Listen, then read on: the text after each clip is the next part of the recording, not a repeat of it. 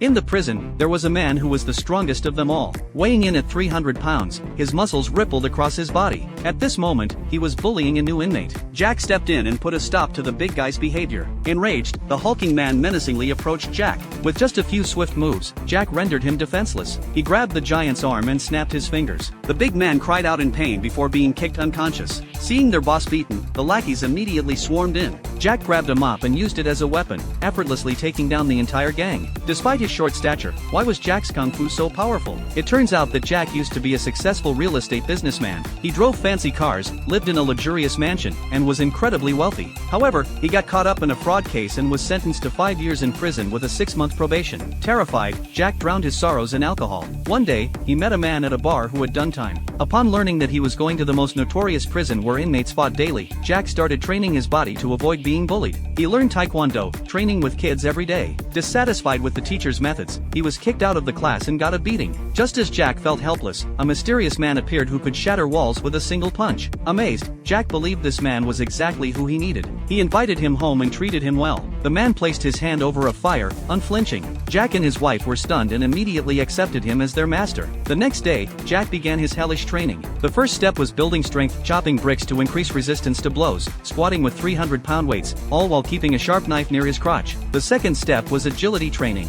His master threw small steel balls at him to enhance his dodging ability. At night, he slept on nails and drank his master's unique nutrient mix, no matter how foul it tasted. Scorpions and other creatures were part of Jack's breakfast. After 6 grueling months, Jack finally succeeded. He could easily lift 200-pound barbells and swiftly evade incoming steel balls. With a single punch, he could smash bricks. His master was extremely pleased with his performance. The master told Jack one rule: never use kung fu for evil. That night, Jack confronted the coach who had bullied him before. They sparred, and Jack easily defeated him. His confidence soared. He could finally enter prison with peace of mind. After the fight shown at the beginning of the video, Jack had become the boss of the prison. All the inmates treated him with the utmost respect, and no one dared to challenge him. Many wanted to be his underlings, even the big guy wanted to join his gang. The warden also took notice of Jack. He invited him to his office, offering fine cigars and brandy. The warden mentioned that the prison might be demolished soon, and he wanted to invest in turning it into a vacation apartment complex. Since Jack was a formidable real estate businessman, the warden sought his help. In return, he would reduce Jack's sentence. Jack happily agreed. With the warden's special treatment, Jack not only had his own office but could also meet with his wife. Because the prison never intervened in inmate fights, the prisoners brawled daily. Jack gathered all the inmates and ordered them to immediately stop fighting and other violent behaviors. From that day forward, all prisoners were to get along harmoniously. If anyone dared to disobey or challenge this, they could come to find him. Under Jack's leadership, the prison atmosphere became very friendly. When a white man and a black man accidentally bumped into each other, they apologized. Food was shared, and leisure activities shifted from fighting to playing chess. Everyone partied together in a pleasant atmosphere. However, the warden didn't want to see this because he had an evil plan. In a week, the board of directors would come to inspect the prison. He needed the inmates to riot so he could order his subordinates to shoot them, ending the chaos. Faced with such a scandal, the board would certainly decide to sell the land, and the warden could make money. But now, Jack had forbidden violence in the prison, which hurt the warden's interests. The warden told Jack that he must let the inmates resume their violent behavior, or else his prison term would be restored to 5 years.